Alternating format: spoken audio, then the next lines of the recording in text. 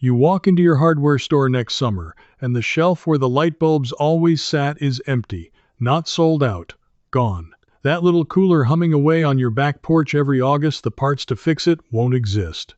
10 everyday things you've bought your whole life are about to disappear for good, and most Canadians won't notice until they're standing there with an empty cart. Here's the part that matters. Every one of those 10 things has an older, cheaper, longer-lasting replacement your grandparents used without a second thought. I know, because I spent 30 years buying the expensive version, and a handful of stubborn old-timers up the valley finally set me straight. Stay with me to the end, because the last one comes straight out of a Dominion of Canada Farm Bulletin from 1909, and it's so simple you'll have it finished by Sunday.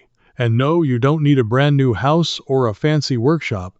Everything I'm about to show you works in the home you're sitting in right now.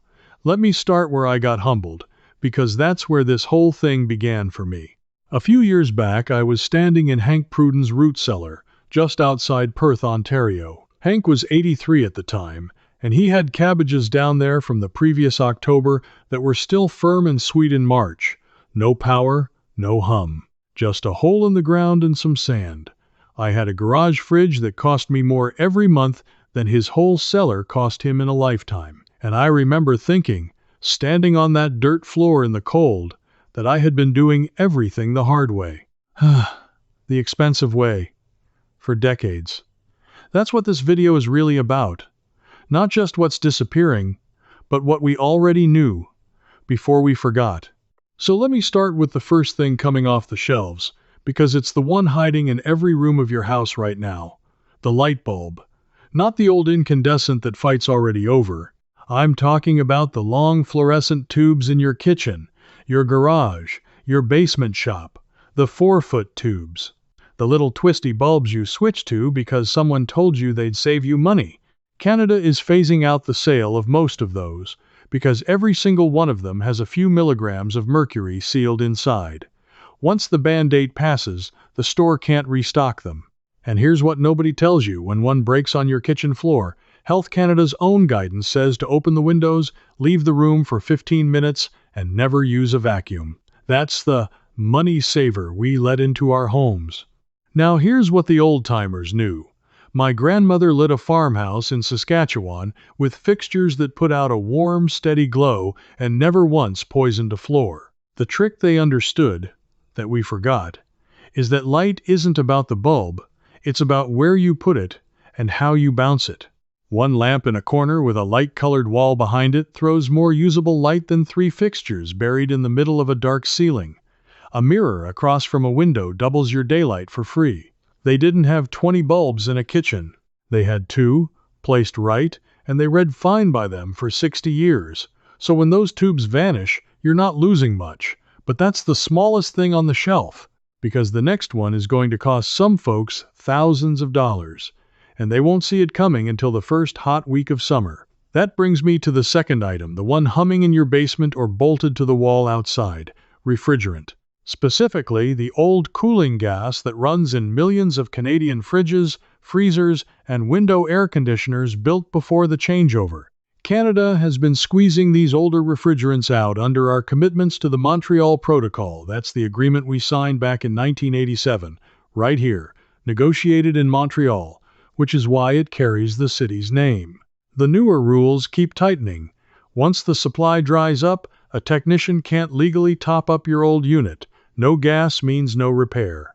No repair means you're buying a whole new appliance for what could be well over $1,000 when a $40 recharge would have done it in the old days. Now, I'm not going to pretend I can teach you to bottle refrigerant in your garage. You can't, and you shouldn't. But here's what Hank taught me down in that cellar, and it's the thing the appliance salesman would rather you never think about. For half the year in this country, it's colder outside than inside your fridge. Our grandparents didn't cool food with a machine. They cooled it with the ground and the north wall of the house. A north-facing pantry, an insulated box on a shaded porch, a cellar dug 4 feet down where the earth sits at a steady 4 or 5 degrees all year. These kept a family's food safe through every winter this country ever threw at them.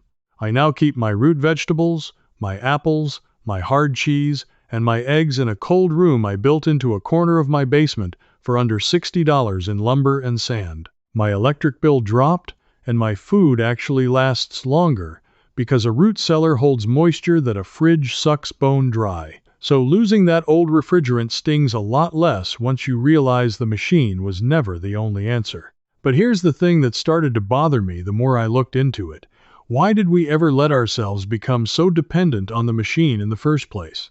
Hold that thought, because it's about to matter. The third item is one you'll find in almost every garage and shed in this country. The small gas engine. Your two-stroke chainsaw, your leaf blower, your string trimmer, your older gas mower. Province by province, and under new federal emissions rules, the small, dirty two-stroke engines are being pushed off the market. A single old two-stroke trimmer, run for 1 hour, can put out as much smog-forming pollution as driving a modern car for hundreds of kilometers. So the regulators are phasing them out, and the manufacturers, frankly, are delighted because it sells a whole lot of new battery equipment. Now here's where I finally started to see the pattern. Because when I asked Hank how he kept his half-acre so tidy without a fleet of screaming machines, he just pointed at a scythe hanging in his barn. A scythe. I laughed. He didn't. He handed it to me, showed me the rhythm. It's all in the twist of the hips, not the arms, and I cleared a strip of long grass along his fence in about the time it would have taken me to find the gas can, mix the oil, and yank a cord 15 times. That scythe was made in 1951. It has outlived every mower I've ever owned, and it will outlive me. Sharpened with a $5 stone. No fuel. No fumes. No parts to discontinue. And that's the moment it clicked for me that somebody, somewhere, made very good money convincing us that the loud, expensive, disposable version was progress. Keep that in the back of your mind, because it only gets clearer from here. The fourth item is sitting under your kitchen sink right now, the heavy-duty chemical cleaners. A whole shelf of them, certain drain openers, oven cleaners, and disinfectants are being reformulated or pulled as the rules on volatile compounds and harsh ingredients tighten. You'll go to grab the one that always worked, and it'll either be gone or watered down into something that doesn't. Good riddance, honestly, because the woman who cleaned houses in my mother's generation didn't own a single one of those bottles. She had 3 things: white vinegar, baking soda, and a bar of plain soap. My mother scrubbed a farmhouse spotless for 40 years on pennies a day. Vinegar cuts grease and hard water scale and kills a good share of household germs. Baking soda scours a pot and takes the smell out of anything. A tablespoon of baking soda down the drain, followed by a half cup of vinegar and a kettle of boiling water, clears a slow drain better than the poison in the yellow bottle, and it won't eat your pipes or burn your lungs. I've cleaned my entire house this way for years now. It costs me maybe $15 a year. The chemical version was costing me that every single month. But this is where the story stops being just about saving a few dollars. Because once you see how many of these things had a simple, cheap, forgotten replacement, you have to start asking who benefited from us forgetting. And the answer, when I finally chased it down, made me angry in a way I didn't expect. Think about it. Every one of these items I've mentioned turned a skill into a purchase. Our grandparents had knowledge how to place a light, how to store food in the ground, how to swing a blade, how to clean with what's in the cupboard. That knowledge was free, and it lived in their hands and their memory. And somewhere in the middle of the last century, that knowledge got quietly traded for a monthly bill. A fridge you rent from the power company, a cleaner you rebuy every month, a machine that dies on schedule so you'll buy the next one. Nobody held a meeting to take these skills away from us. They just made the convenient version so cheap and so available that a whole generation stopped teaching the old way. And once one generation doesn't learn it, it's gone. That's how you bury knowledge, not by banning it, but by making people forget it was ever theirs. And that's the real thing disappearing after next August. Not just 10 products. The last easy reminders that we ever knew how to do any of it ourselves. If that thought bothers you the way it bothered me, I want you to know I spent the better part of 2 years pulling all of this together into one place, the methods, the history, the practical steps, and it became a book called Canadian Edge. And if you want the deeper version of everything I'm walking you through here, you'll find the details in the description below. There's also Canadian Complete and Deep Canadian for those of you who want to go further, right down to the original sources. These are the things I wish someone had handed me the day I stood on Hank's dirt floor, written down, organized, and ready to use. If you've been watching this and thinking you want more than a YouTube video can hold, that's exactly what those books are for. So let me keep going, because the fifth item is one most people have never even thought about, and it's tucked into the walls of older homes all across this country. Certain paints, stains, and wood finishes, the high-solvent, oil-based ones, are being restricted right out of existence as the limits on those fumes keep dropping. The old varnish that gave your grandfather's furniture that deep amber glow, the exterior oil paint that lasted 20 years on a barn reformulated or gone. And here's the forgotten answer, and it's a beautiful one: milk paint and lime wash. Before there was a paint aisle, Canadians painted their homes, their barns, and their furniture with milk paint made from milk curds, lime, and earth pigment, and with lime wash, which is just slaked lime and water. The famous barn red all over rural Ontario and Quebec? That color came from mixing rust iron oxide into the wash, because it was the cheapest pigment a farmer could get. Lime wash doesn't just color a surface, it's naturally antibacterial. That's why they whitewashed the insides of dairy barns and cellars and chicken coops for centuries. It kept the mold and the germs down. It breathes, so it never peels the way modern paint does. And you can mix a batch on your own stovetop for a few dollars. I redid an old pine dresser with milk paint last winter, and it looks better than anything I ever bought in a can. But if you're sitting there thinking this is all fine for someone with a farm and a workshop, I want you to hear me on this next part, because it's for you specifically. I know a lot of you are watching this from an apartment, or a house you've lived in for 40 years, or a place you rent where you can't change a thing without asking permission. You might be thinking none of this applies to you, that these are tricks for people building a homestead from scratch. So let me stop and talk straight to you, because the next few things need nothing but what you already have, and no landlord will ever know. Here's the sixth item, and it's the easiest win of the whole lot: plastic wrap and the throwaway plastic bags you store food in. Canada's ban on single-use and hard-to-recycle plastics keeps widening, and more of these products are being pulled from manufacture and sale. Folks panic about this one. Don't. Because the replacement is older, works better, and you can make it at a kitchen table in any apartment in the country: beeswax wraps.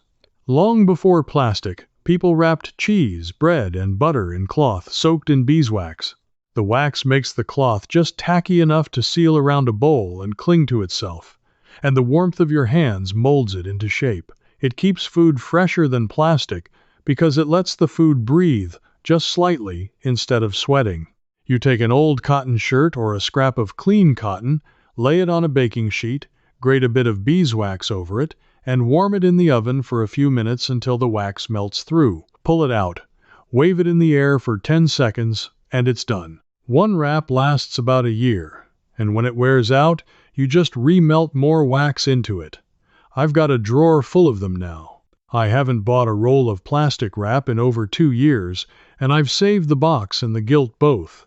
That one you can do this weekend in a rental with nothing but a cookie sheet. So let me give you another one that needs even less. The seventh item is the disposable battery, specifically the cheap single-use alkaline batteries that pile up in every junk drawer, which are steadily being squeezed by rules on waste and heavy metals, and by the push toward sealed, rechargeable everything. Now here's a trick the old radio men knew that has nothing to do with buying anything: heat and cold. A battery that's gone dead in a cold garage often isn't dead at all. The cold just slowed it down. Warm it in your hand or your pocket for 10 minutes, and it'll come back to life for a while. And the old-timers stored their batteries in a cool, dry spot, never a hot one, because heat drains a battery even when it's sitting idle. My grandfather kept his in a tin in the cellar and got years out of them. It's not about the product, It's about knowing how the thing actually works, which is exactly the knowledge we traded away. Now, if you rent or you're in an older home, here's the one I want you to actually write down, because it will save you real money starting the day the cold comes back. The eighth item is weather stripping, and the cheap foam and plastic draft ceiling strips, many of the common ones, are being reformulated as the rules on their materials change, and the good old reliable kinds are getting harder to find. But you don't need them at all, and you never really did. Our grandmothers sealed a drafty farmhouse against a prairie winter with nothing but rolled fabric and common sense.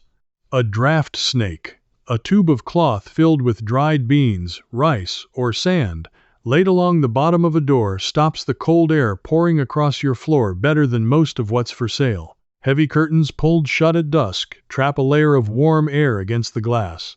My grandmother closed hers every night at sundown and opened them at first light to let the sun back in.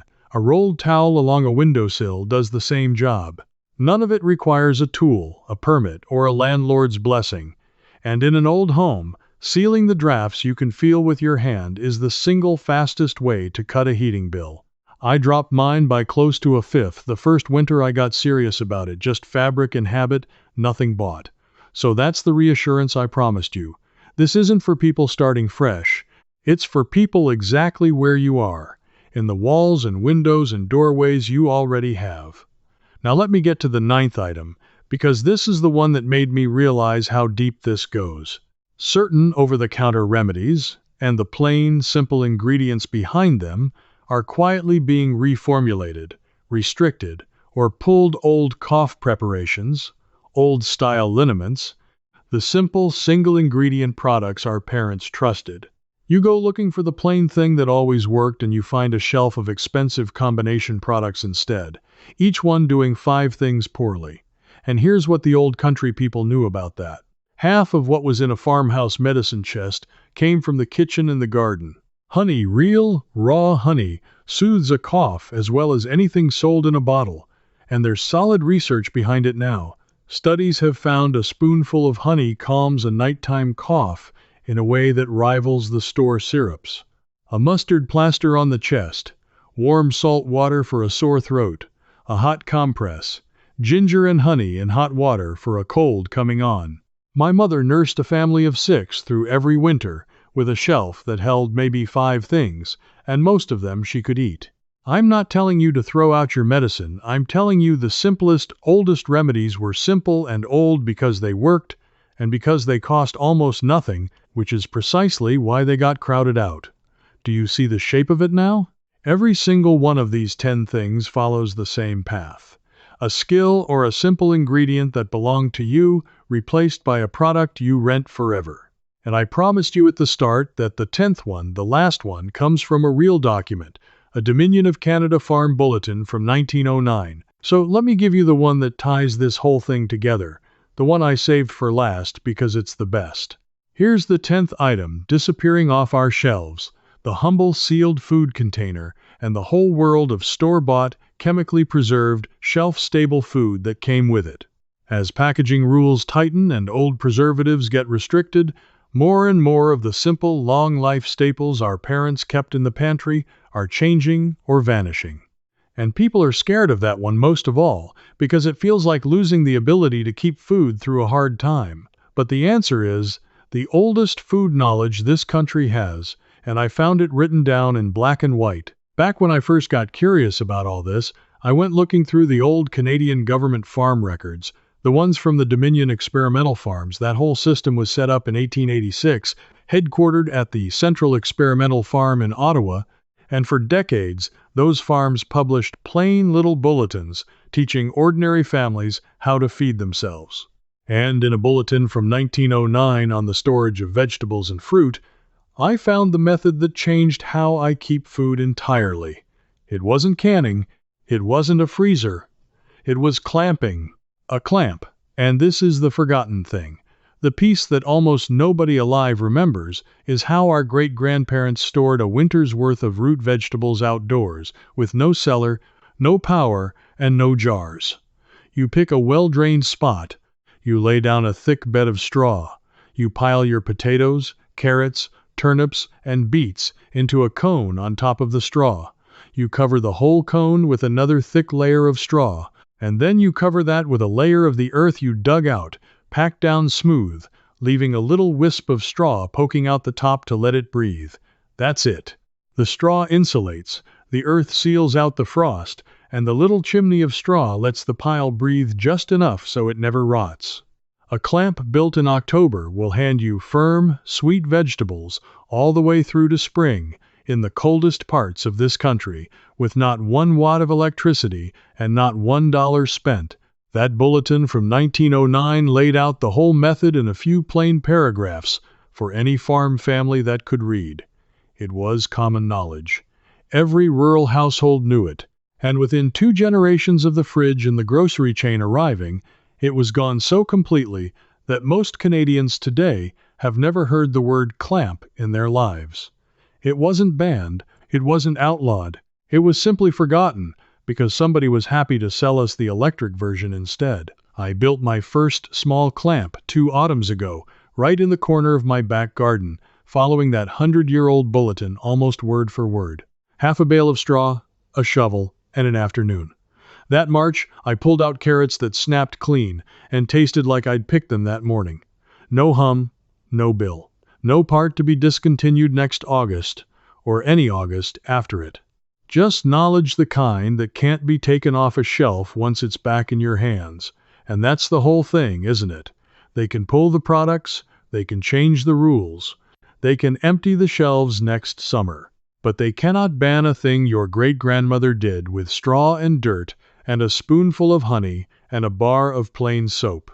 The moment you know how, you stop being a customer for it forever. That's what I want you to walk away with tonight. Not fear about 10 things vanishing, but the quiet relief of realizing you were never as dependent as they needed you to be. You come from people who lit their homes, cooled their food, cleared their land, healed their kids, and fed themselves through winters that would frighten us today, and they did it with skill, not with a receipt. That knowledge is your inheritance. It was only ever misplaced, never destroyed. If you're the kind of person who's always suspected that a lot of what we call convenience was really just someone else's way of billing you forever, then you already understand what this channel is about. We're not here to sell you the next thing. We're here to hand back the things that were quietly taken. So let me ask you one thing directly, because I truly want to know. Did anyone in your family, a grandmother, an old neighbor, someone up the road ever build a root cellar or a clamp, or store food in the ground the way I just described? Tell me about it. Type it in the comments right now, even just a line or two. This audience doesn't always speak up, but your story might be the exact thing that convinces someone else to try it before that shelf goes empty next August. And if you want more of this, the real, buried, practical knowledge that big companies spent a lifetime hoping we'd forget, then subscribe and stand with the rest of us who are pulling it back out of the ground, one forgotten method at a time. Because next time, I'm going to show you the way our grandparents kept meat safe for months through the summer heat with no refrigeration at all, a method so simple and so completely erased that when I first read how they did it, I didn't believe it could possibly work. It does. I've done it, and I'll show you how, if you're still with me. Don't wait until the shelves are empty to remember what your own family already knew. I save the real one for the folks who stay with me. Inside the Northern Ways circle, I pick up right where this video left off. You can ask me your own question and a real person, me answers you. And you'll be alongside practical folks just like you. Just point your phone's camera at the code on your screen. You can cancel any time with one click. Come join me.